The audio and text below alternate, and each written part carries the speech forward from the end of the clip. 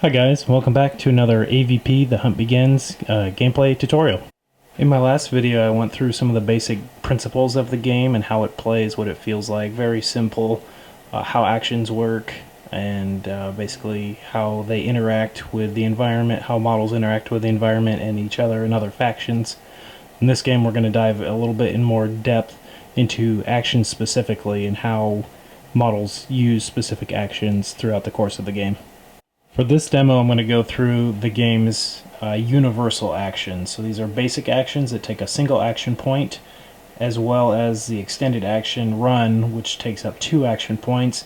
These actions are available to all 3 races of this game, so aliens, predators, and colonial marines may use any of these actions, in addition to the actions only available to those specific factions. For this demo though, like I said, we are only going to be going through the universal actions available to all races.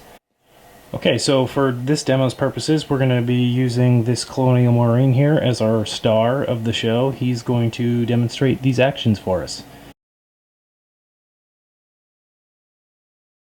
The first action I'll demonstrate is the simple move action. And as of right now, every model in the box that comes in Alien vs. Predator The Hunt Begins box set has a movement statistic of 1. However, as more models come out, that may be subject to change, and even as soon as Wave 2, maybe a facehugger, for example, because it's small, it's faster, and that'll have a movement value of 2 or something like that. But as of right now, we're going to go off the movement stat, which is on each model's card associated with that model. And right now, like I said, everything has a movement stat of 1.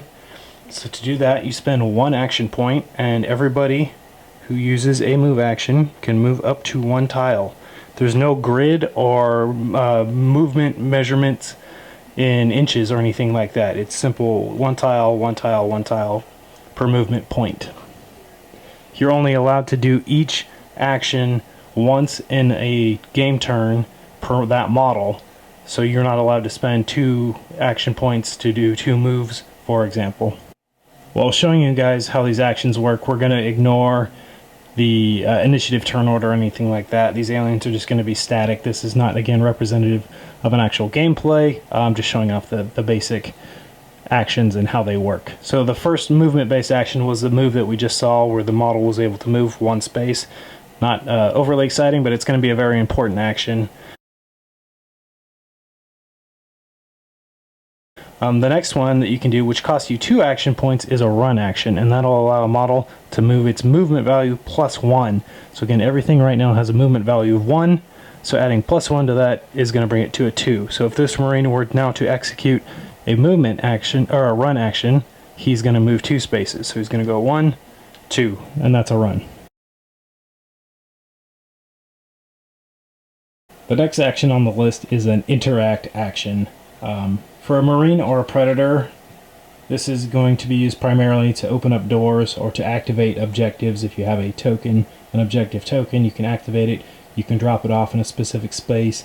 You can pick it up, for example. These all require a activate or an interact action. So for this Marine to use an interact action, he simply spends an action point, declares he's making an interact action, and that will allow him to open this door.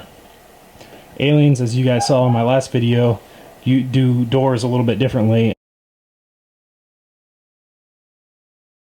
Again, ignoring action points, total spent, or initiative or anything like that. We're going to move the Marine again to get him into combat here, which takes us to our next action, which is a close combat attack. So I'll take this opportunity to start with the Marine attacking. Once again, ignoring initiative orders, action points, total spent, anything like that. We're just going through the basic actions. So I'm going to show the card here. The Marine in combat is going to use his combat knife, which is a rate of attack of 1 ROA and a strength of 9. So with the Marine, we're going to roll 1 attack, since it's a rate of fire of 1 at the Marine's combat skill, which is 12. We get a 16, so that's a miss. And I'll actually go ahead and take this opportunity to show you one of the Marine's cool little advantages when an alien attacks them or a predator and a Marine is in a uninfested tile, a non-infested tile. So the alien stalker, whose card is here, has a close combat ability of 10, that's their skill, and using claws they have a rate of attack of 1. So they get 1 attack dice because of the rate of fire at a skill of 10. Now because Marines are in a non-infested tile, in close combat they actually get a +4 defensive bonus basically. So it's going to subtract 4 from this alien's close combat skill. So this alien actually needs to roll a 6 or less in order to hit this Marine, because the Marine is able to take advantage of cover in this space. As you'll notice on these tiles, there's crates and things like that, and that is to represent Marines diving into cover, hiding behind crates, welding things shut, and that. So we're going to go ahead and roll the Stalker's attack here, needing a 6 or less, to get a 9, so that's going to be a miss. Okay, so now that we've shown off that cool little defensive ability that Marines have, had he not been on a uninfested tile and had been in an infested tile, that previous attack would have actually hit, because again the Stalker needed their base skill is a 10, so they need a 10 or less to hit, but because the Marine subtracts 4 from that when they're in a non-infested tile as a defensive bonus, that made the alien Stalker's attack miss. So with that, we're going to pass the initiative back to the Marine here to make another combat attack at the alien. Again, he's going to use his combat knife, rate of attack of 1, skill of 12. So he needs a 12 or less, which we get a 6, which is going to be a hit, which then we make a armor save on the alien Stalker here, who has an armor of 10. So now we look at the strength of the attack, which is 9. The armor value is 10, so the alien normally would need a 10 or less to save. Armor saves are modified by the strength of the attack. So for every point less than 10 an attack is, you add +1 to the target's armor save. For every point above 10 the strength of an attack is, you deduct 1 from your target's armor save. So this being 1 point less than 10 is going to add 1 point to this target's armor save. So this alien will save on an 11 or less, which we get a 9. For this demo game purposes, we'll say we got a something else, an 18, which effectively kills the alien Stalker because they fail their armor save.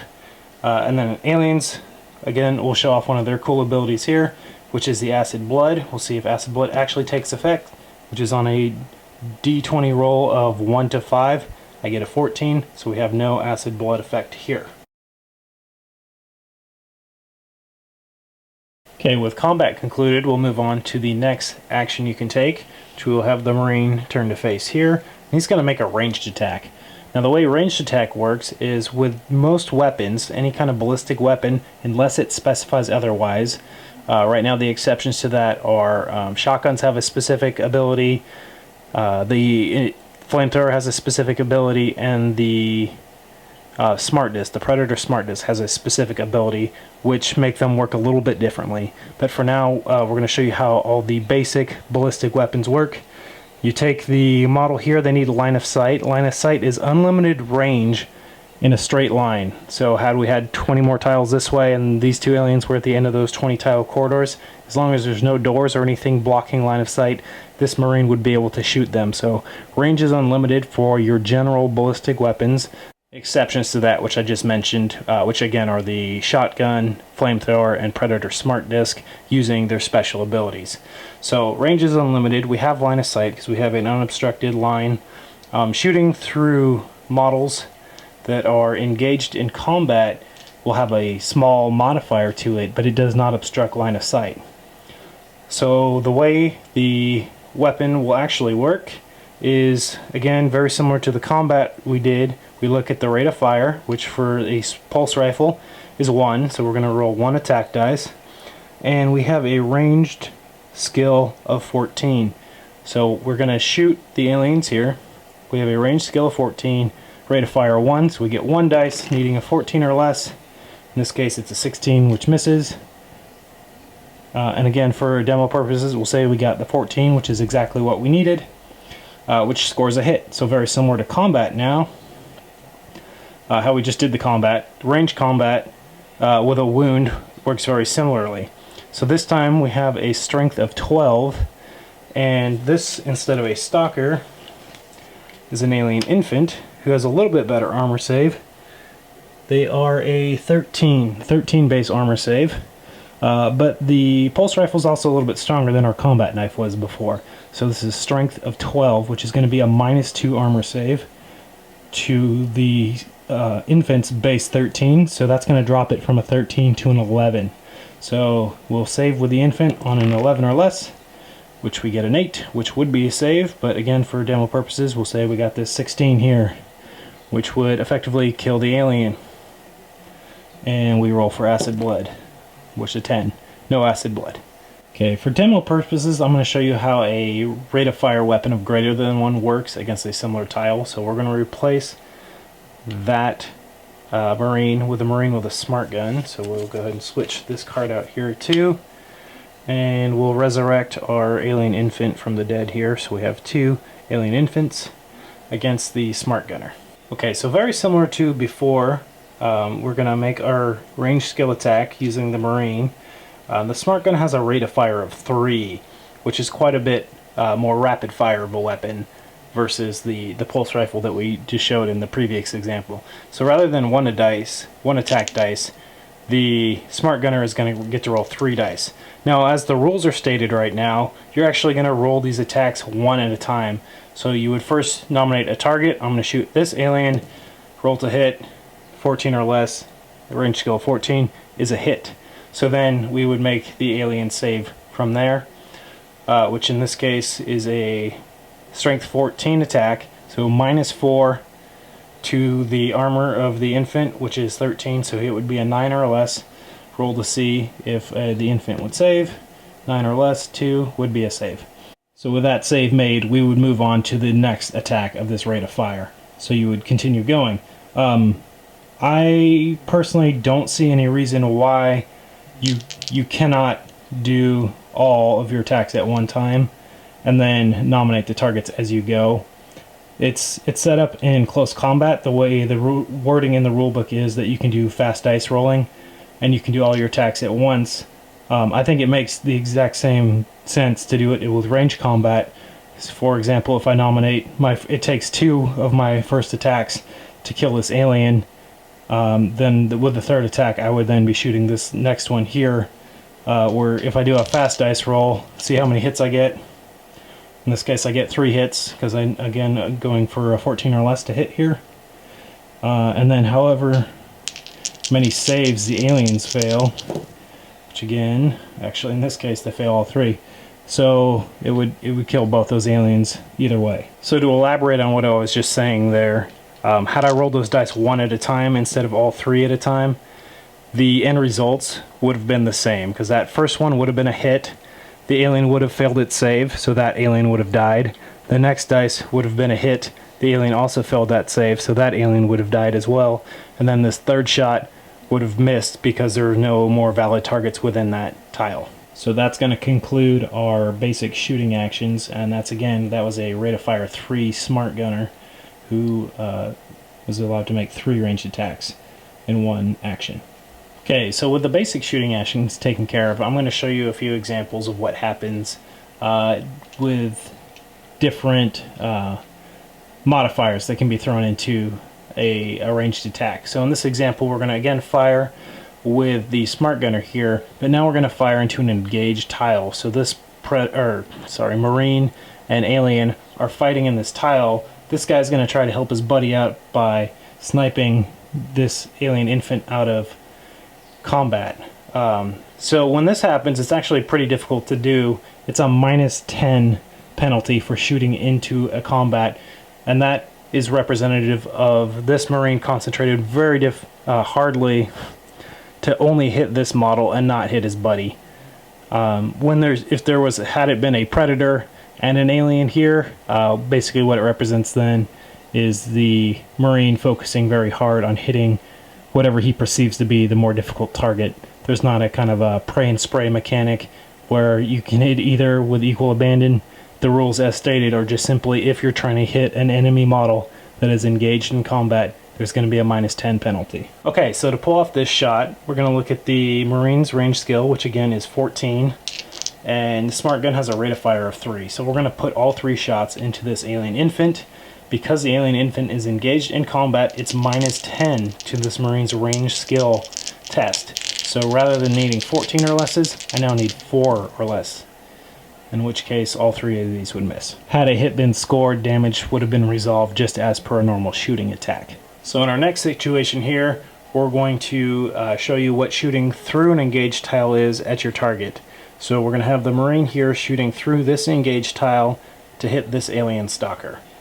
And the way that's going to work is each engaged tile that you shoot through, including if you are engaged with a model in your own tile, is going to be a -2 range skill penalty. So in this case, this guy is not engaged, he's going to be the one shooting. This tile is engaged, which he's shooting through, so we're going to have a -2 penalty here. This alien is not engaged, so there's no penalty. I'm not shooting into combat, I'm shooting through a combat, so it's going to be a -2 penalty. So here we are, range skill of 14 for the smart gunner, with a -2 penalty is going to be a 12 or less. So in this case, all 3 hit. One is a power shot with that 1, which again does not allow armor saves, so that would result in a dead alien. So in this next example, we're actually going to escalate things. So now we're going to be targeting this alien in combat here again. However, this time we are shooting through an engaged tile into a melee combat. So again, we're -2 to our range skill test for shooting through a tile, and we're -10 because this target is engaged in a tile right now. So those penalties are actually going to stack. So we're at a total of -10 plus -2 is going to be a -12 to this range skill test, which again, needing 14 or lesses means we need a 1 or 2, which we actually get a 2. So we score a successful hit and damage is resolved as normal shooting. Now I'm going to demonstrate a worst case scenario. So in this instance, again, firing with a smart gunner, we're going to shoot this alien stalker in combat here. This alien stalker, sorry, that was an infant, I keep calling that one a stalker. This alien stalker is now engaged with this Marine. So he's firing through this tile, even though he occupies it. Firing through it sounds a little funny on the wording, but the way that the rules have been clarified to mean is that if you shoot through an engaged tile which you occupy, you count that as one of the penalties. So in this case, we're firing through one engaged tile, we're firing through another engaged tile, and we're firing into an engaged tile where our target is. So here we're going to have a -2 penalty for this tile, a -2 penalty for this tile, and a -10 penalty for this tile. So that's a total cumulative penalty of -14. Again, the Marine only has a range skill of 14, so there's no way on the dice that he can get a 0, so the only way he can actually pull this shot off is if I can roll a 1, which is an automatic success regardless of what happens. We don't get it here, so nothing would happen. So in this case of needing 1s to hit this alien in combat, because the engagement here, shooting through the engagement here, and shooting into engagement here, it's actually a really great time to take advantage of the Smart Gun's ability, which is guided fire, allowing it to reroll any misses. So again, we need 1s, and we didn't get any in that last roll, but because of guided fire, we actually get a chance to roll them all again, which, miraculously, we actually get 2 1s in this roll. Again, no movie magic here, that was a natural roll, which is going to be a power shot and completely obliterate that alien. So that's a pretty cool ability to allow this. Needing 1s, the only way to get it is to get critical hits, and I actually was just able to get 2 of them to take this alien out of the equation. Okay, so the next action we're going to show off is the pass action. And in this example, we're going to say this Marine here used his first action to make a ranged attack and failed to kill one of the aliens in here. Regardless of how many were there, there's still one surviving. In this next action, he could do a few things. Since his first action was a shooting action, he could do a move action, or he can do a pass action. In this case, there's no way that this alien can hurt him in its next activation, so this Marine will choose to do a pass action, which basically just forfeits his action point. He passes, the initiative passes on to the alien player. If the alien player does a move action, it can only move 1 space, and we start a new turn. If the alien does a run action and spends both its action points to get here, they're in the same tile, however, they are, the alien spent both its action points to get there, so it's unable to make an attack. So again, a pass action is essentially just forfeiting an action point. With pass actions explained, I'm going to show you how Sentry action works now. And the way it works is we'll say that this Marine right here is a fresh initiative activation. He's got 2 action points left. What he's going to do is he's going to spend his first action point to go in Sentry. And you put a little Sentry token next to any model in Sentry.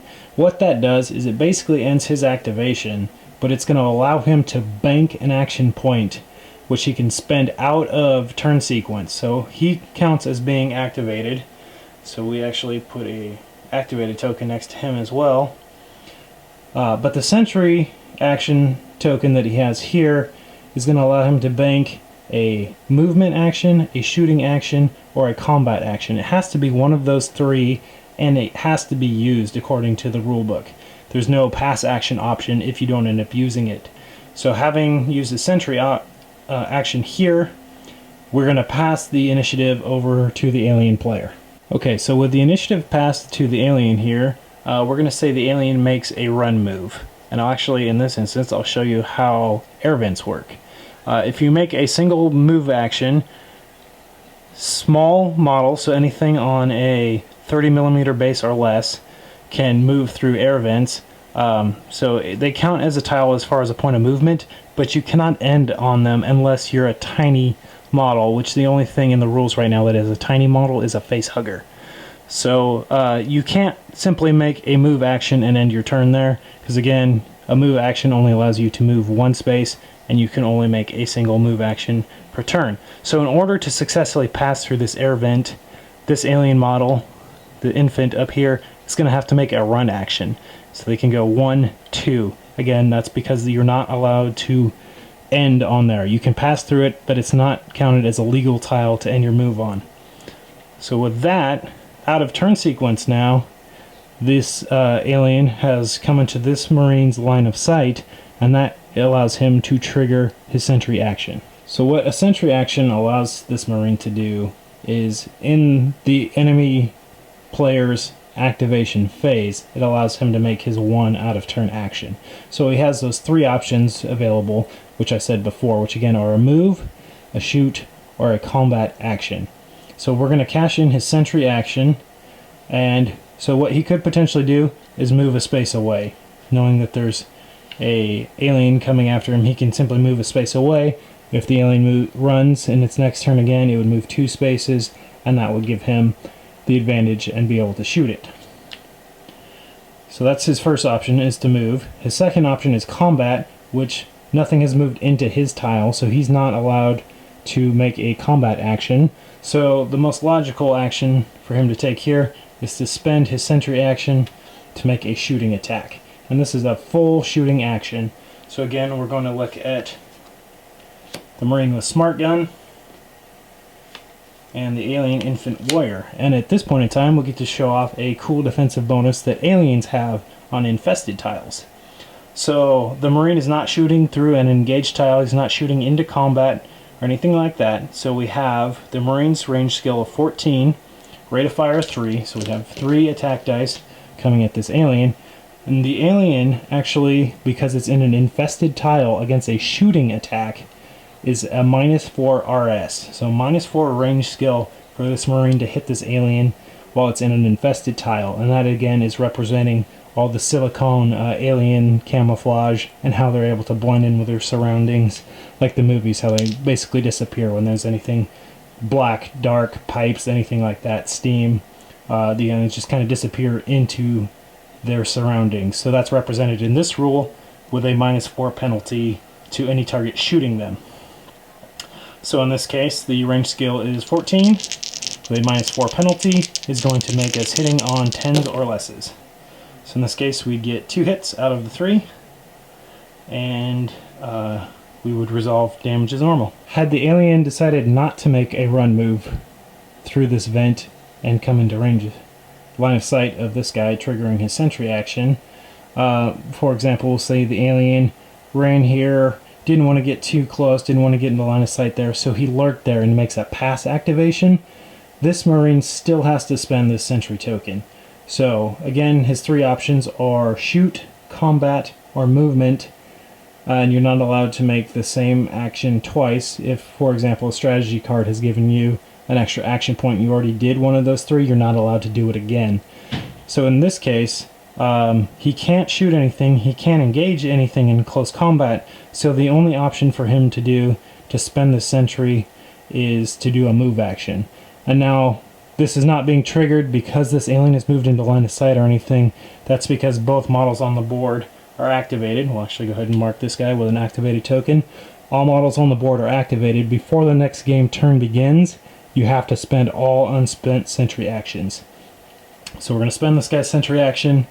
Again, he can't shoot anything, he can't engage anything in combat, so he has to make a move action. And the safer option for him is to hide behind a door here. So he'll make a move action, and that will end his Sentry activation, and that would end the game turn, and we'd start a fresh turn. So that concludes the general overview of all of the basic universal actions that all models of all races are able to take advantage of. And I think I'm going to go ahead and end the video here for now. In my next video, I will go into the depth of the special actions only available to each faction, each race. So we'll go through all the actions that Marines can do that are unique to them, all the actions that aliens can do uniquely to them, and all of the actions that Predators can do uniquely to them. So I'll put all those together in my next video. So stay tuned for that. That'll be coming shortly. And after that, I'm be taking a short break so I can get these models painted up. So stay tuned for more to come, and thanks for watching.